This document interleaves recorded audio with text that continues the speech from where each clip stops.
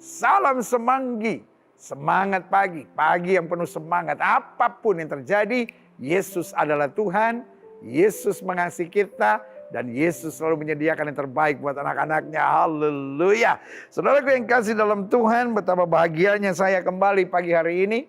Karena saya tahu di mana firman Tuhan diberitakan, maka kuasanya dinyatakan bagi yang percaya. Haleluya. Nah, saudaraku yang kasih dalam Tuhan, kita masih ada pada pembahasan Alkitab kita secara sistematis. Dan kita sekarang masuk di Mazmur 135. Mazmur 135, ayat yang pertama sampai ayat yang ke-7.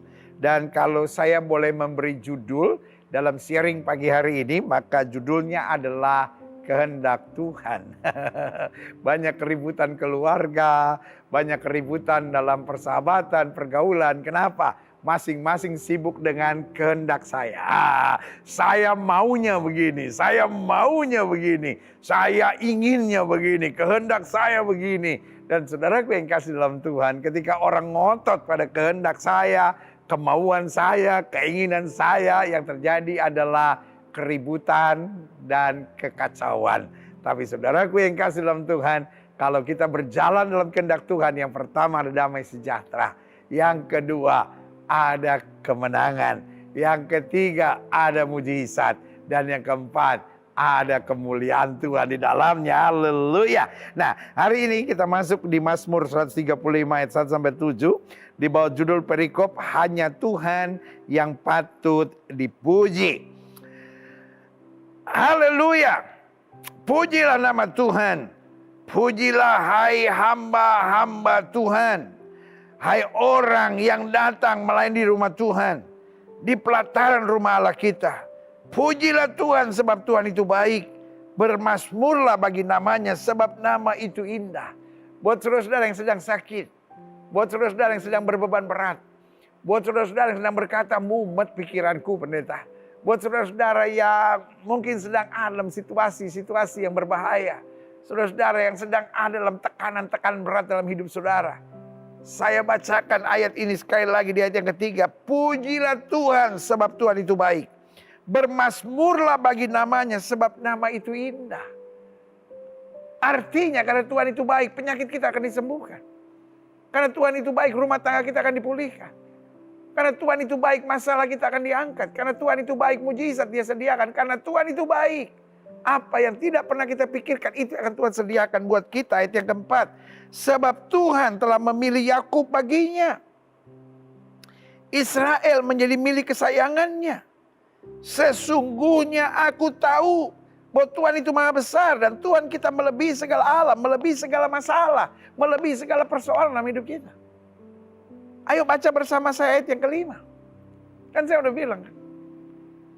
Doa pagi, semangat pagi kita ini seperti sel grup kita. Meskipun kita gak bertemu secara langsung, tapi dalam roh kita bersatu. Karena itu saya mau kita interaktif. Baca ayat yang kelima sama-sama. Sesungguhnya aku tahu.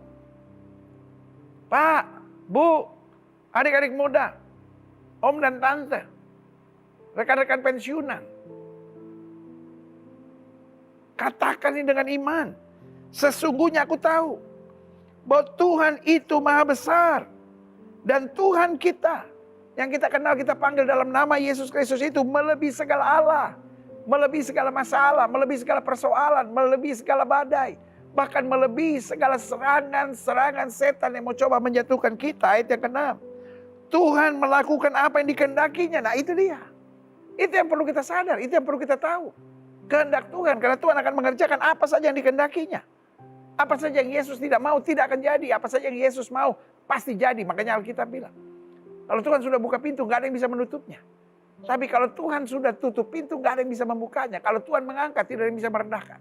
Dan kalau Tuhan merendahkan, tidak ada yang bisa mengangkatnya. Dikatakan ayat yang ke-6, Tuhan melakukan apa yang dikehendakinya.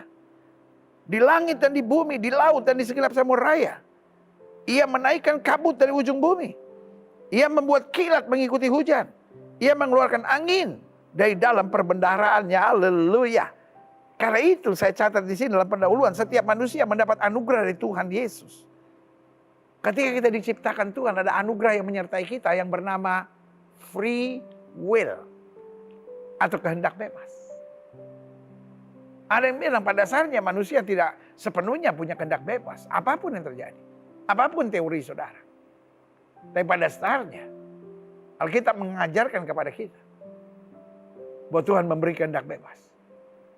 Makanya kepada Adam dan Hawa Tuhan memberi perintah, semua pohon dalam taman ini boleh kamu makan. Kecuali yang di tengah. Jangan kamu makannya. Kalau kamu makannya, kamu akan mati. Berarti ada resiko. Betul, setiap kita punya kehendak bebas. Tapi ada resiko yang akan kita tanggung. Kalau kita salah mengambil langkah-langkah dalam kehidupan kita. Makanya Alkitab bilang segala sesuatu diperbolehkan.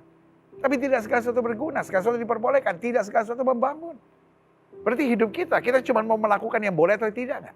Kan ada banyak orang gitu kan, anak muda tanya, pacaran ciuman boleh nggak?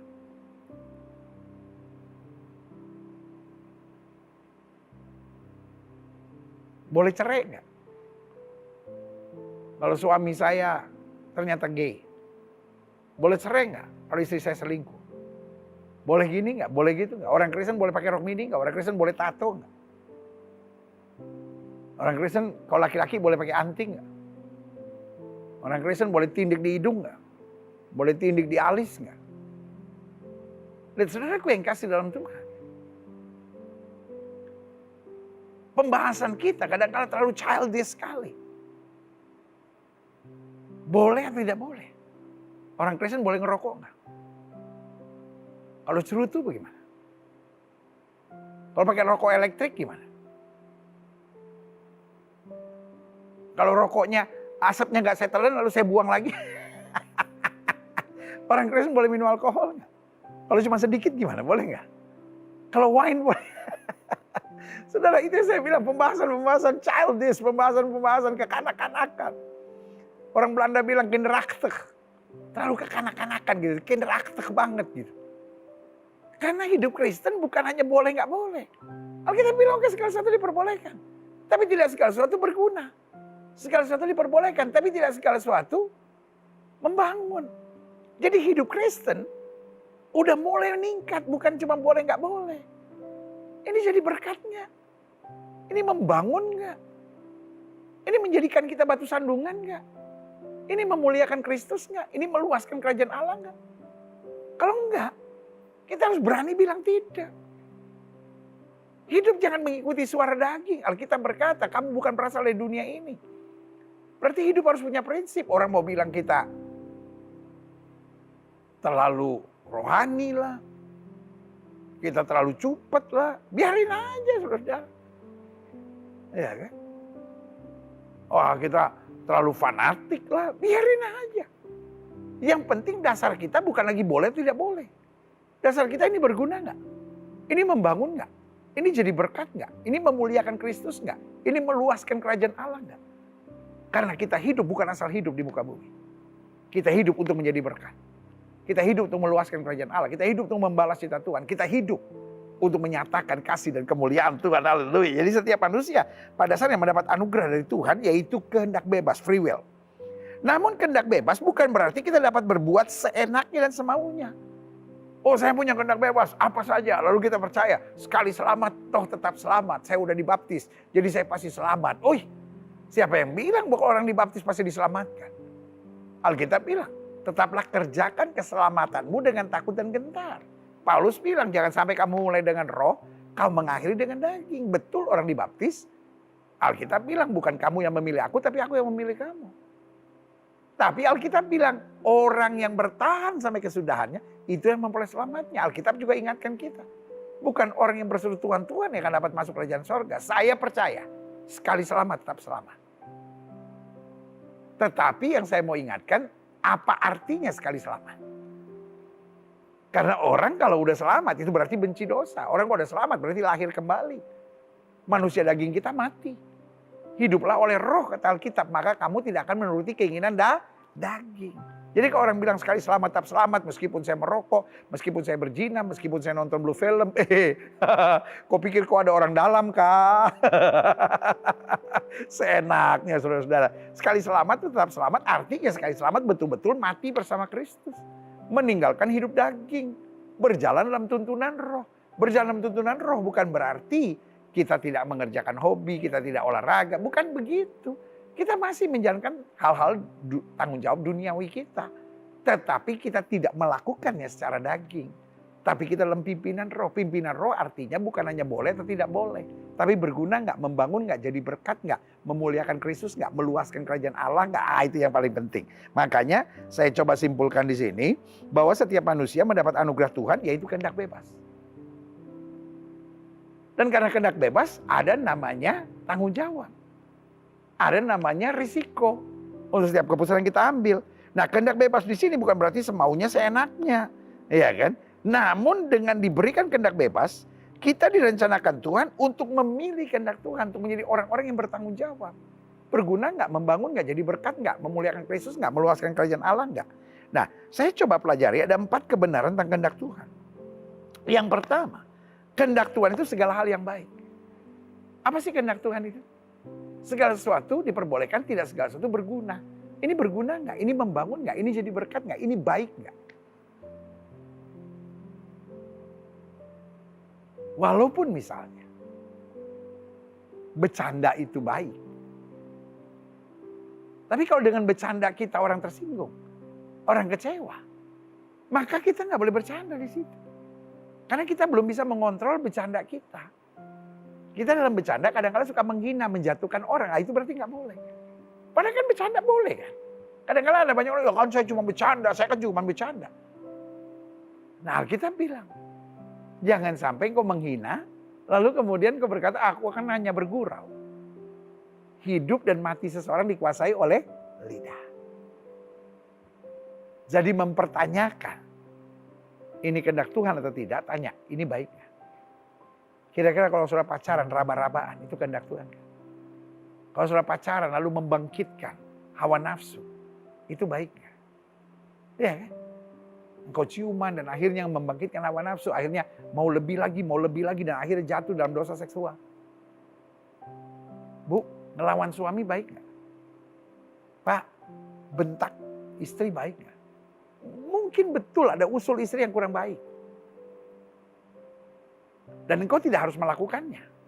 Mengalah bukan berarti usul istri tidak baik dikerjakan, bukan.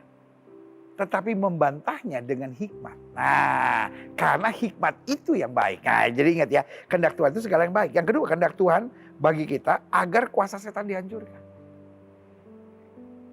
Karena pada dasarnya kehendak Tuhan buat kita supaya kita lebih daripada orang-orang menang.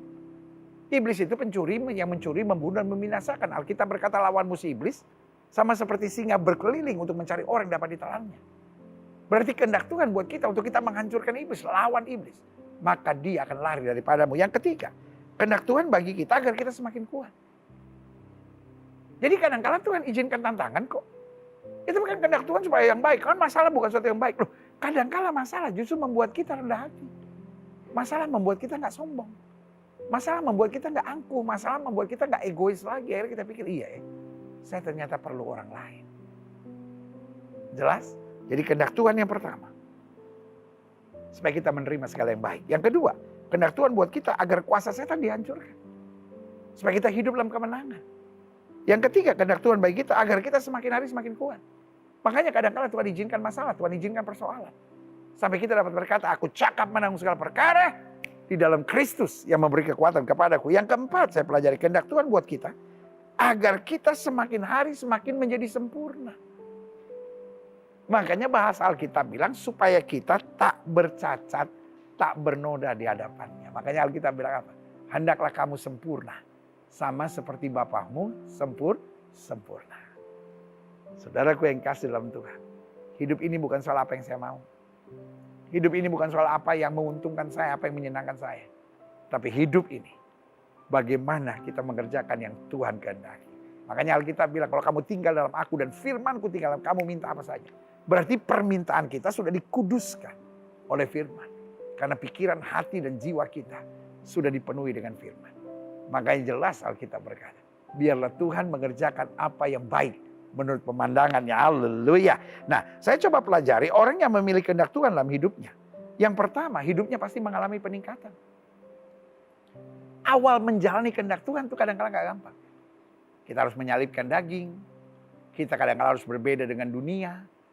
Kadang-kadang kita mulai ditinggalkan, kadang kita mulai disingkirkan oleh dunia. Awal Saya ulangi sekali lagi, awal mengerjakan kehendak Tuhan kadangkala tidak menyenangkan. Ada resiko-resiko penting yang harus kita buat. Tapi selalu saya bilang, penderitaan karena memilih melakukan kehendak Allah selalu lebih indah daripada kenikmatan karena memilih melakukan hal-hal duniawi. Karena kalau kita menikmati kesenangan dalam pilihan hal duniawi, ujung-ujungnya adalah binasa, kehancuran, dan kita dipermalukan. Tapi kalau kita menderita karena kita menjalani kehendak Allah, ujung-ujungnya kita melihat kemenangan, kemuliaan, dan kedahsyatan Tuhan yang luar biasa. Haleluya. Jadi orang yang memilih kehendak Tuhan dalam hidupnya, yang pertama hidupnya pasti akan mengalami peningkatan. Akan mengalami kemajuan. Yang kedua, hidupnya berkemenangan. Betul ada tantangan. Iya dong. Daud memilih untuk melakukan kehendak Tuhan, itu menghadapi Goliat. Ada tantangan tapi menang. Musa memilih untuk melakukan kehendak Tuhan, yaitu berhadapan dengan Firaun, membawa bangsa Israel keluar dari Mesir. Awalnya tantangan, tapi ada kemenangan. Dan setiap saudara hari ini pilih untuk melakukan kehendak Tuhan. Seberat apapun, tinggalkan dosa, tinggalkan sifat hidup kompromi, tinggalkan hal daging dan duniawi. Pilih kehendak Tuhan. Meskipun awalnya berat, tapi kemenangan-kemenangan luar biasa. Haleluya. Yang ketiga, orang yang memilih kehendak Tuhan dalam hidupnya, hidupnya akan penuh damai sejahtera. Tahukah saudara? Dosa membuat kita deg-degan, dosa membuat guilty feeling, rasa bersalah, dosa membuat kita nggak nyaman dalam hidup. Dan itulah keahlian iblis itu, kelicikan iblis itu. Dia buat kita senang sesaat, tapi kemudian tertekan. Coba lihat orang yang membohongi istri misalnya. Orang yang berzina misalnya. Orang yang melakukan hubungan seks sebelum nikah. Orang yang punya istri piaraan. Kelihatannya, wah dia menikmati. Tapi ada momen-momen tertentu dia hidup, aduh gimana kalau anak saya tahu, aduh gimana kalau istri saya tahu, aduh nanti bagaimana kalau begini, nanti bagaimana kalau begini, nanti kalau bagaimana kalau begini. Dan kemudian rasa bersalah, rasa berdosa terus menghantui hidupnya. Iblis senang menjajah kita dengan rasa bersalah, rasa berdosa, rasa tertekan. Karena orang yang rasa bersalah, rasa berdosa, rasa tertekan, gampang sekali dikuasai dengan ketakutan. Gampang sekali dikuasai dengan berbagai penyakit. Dan kemudian gampang sekali dikuasai dengan hal-hal yang mencemaskan dalam hidupnya. Tapi Tuhan mau kita melakukan kehendak-Nya. Hidup dalam kebenaran, berjalan dalam damai sejahtera. Haleluya. Dan terakhir, orang yang memilih kehendak Tuhan dalam hidupnya, hidupnya akan melihat segala janji-janji Tuhan digenapi. Saudaraku, memang waktu kita awalnya menjalani kehendak Tuhan, kadang-kala tantangannya berat. Hal-halnya menyakitkan. Tapi saudaraku, Alkitab bilang orang yang bertahan sampai kesudahannya, itu yang memperoleh selamatnya. Memang berat menjalani kehendak Tuhan. Tapi kita tidak pernah menyesal. Karena di ujung jalan kesetiaan, selalu ada gerbang kemenangan yang Tuhan sediakan buat kita. Saatnya saya berdoa buat saudara. Mungkin hari ini saudara berkata, itulah pergumulan kehidupan saya. Secara jujur, saya kadang-kala hidup gak memikirkan lagi mau kehendak Tuhan, kayak mau apa, kayak pokoknya saya untung, saya senang, saya bahagia, saya mendapatkan yang saya harapkan, itu yang saya buat. Tapi secara jujur, akhirnya saya kompromi dengan dosa, saya menghalalkan segala cara. Dan seringkali saya terjebak pada jebakan-jebakan iblis dan dunia ini. Jika itu doamu, taruh tangan kananmu di dada, izinkan saya doa Bapa. Hari ini kami belajar, kehendak Tuhan itulah yang terbaik. Karena Tuhan, kehendak Tuhan bukan hanya boleh atau tidak boleh. Tapi ini berguna gak? Ini membangun gak? Ini jadi berkat gak? Ini memuliakan Kristus, ini meluaskan kerajaan Allah gak? Itu sebabnya Bapa dalam nama Yesus, robah prinsip kami. Sehingga mulai hari ini kami gak mikirkan diri kami sendiri. Tapi mulai hari ini kami belajar kehendak Tuhan. Karena kami mengerti kehendak Tuhan itulah yang terbaik dalam hidup kami.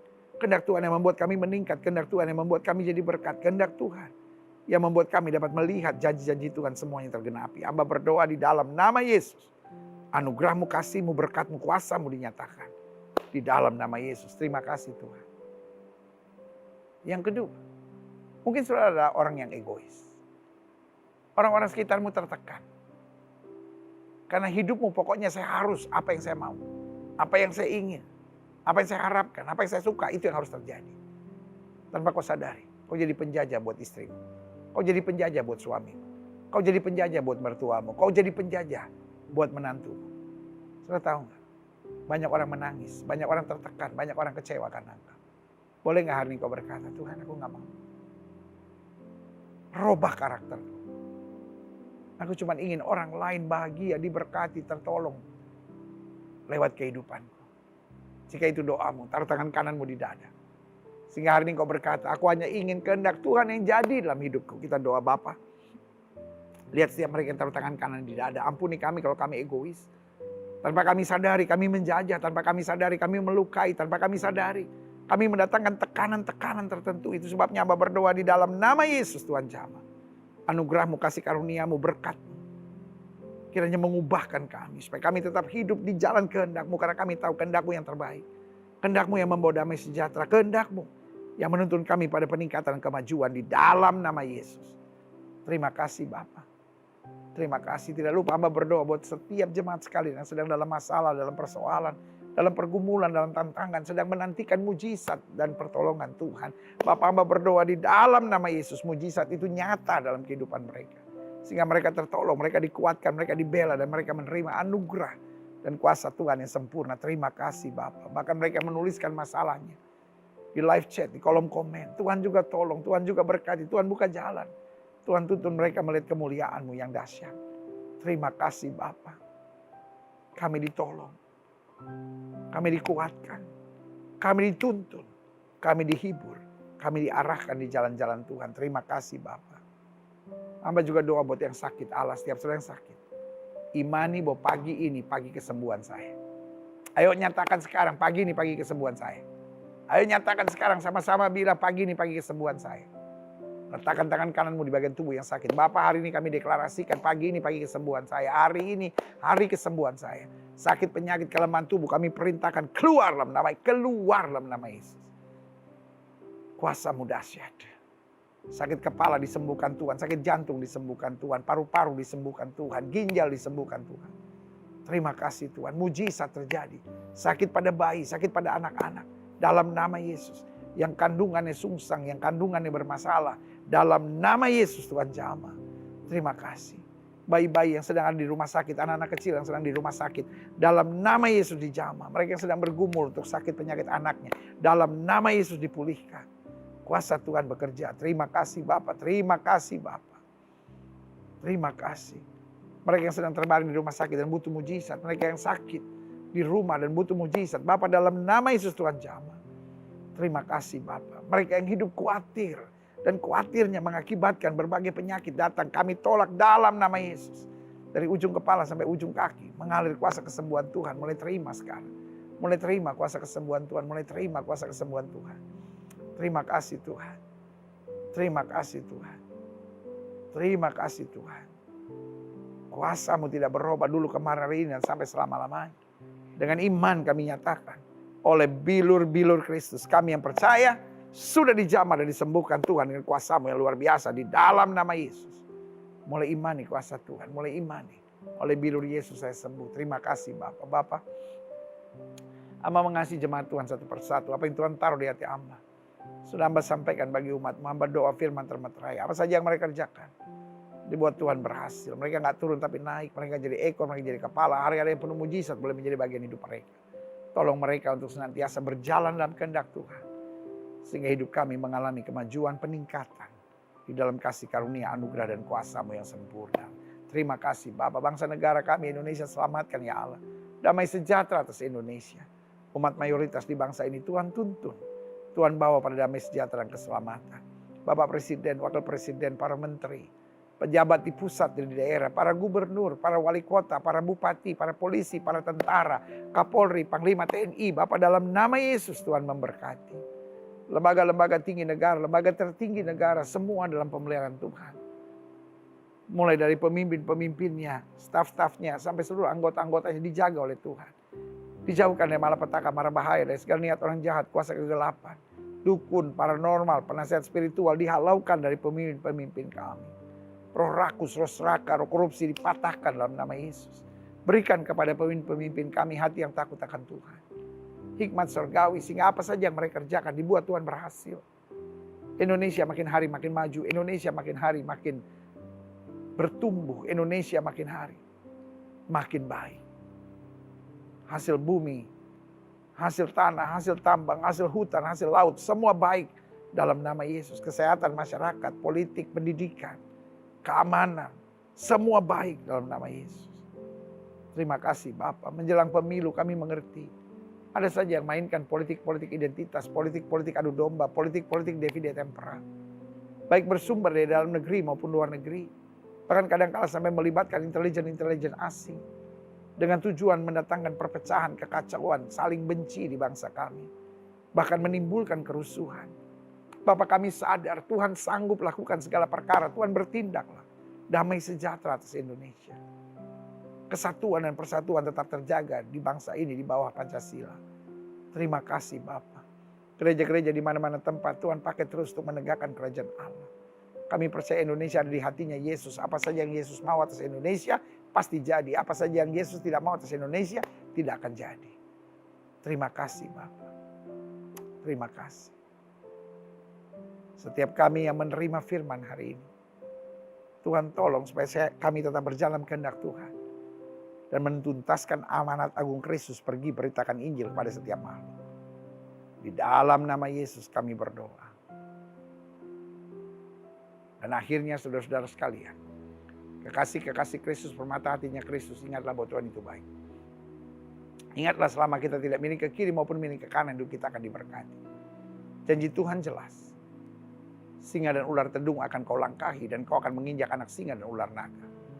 Janji Tuhan jelas, 1.000 boleh rebah di sisi kirimu, 10.000 boleh rebah di sisi kananmu, itu tidak akan menimpa. Terimalah berkat Tuhan, kasih dari Allah Bapa, anugerah dari Tuhan Yesus Kristus, pimpinan, penyertaan, kuasa Roh Kudus, menyertai hidup kita masing-masing. Mulai pagi hari ini, doa pagi, semangat pagi, sampai Maranatha. Yesus Kristus datang kembali untuk menjemput setiap orang yang hidup sesuai kehendaknya. Bersama kita katakan, amin. Haleluya.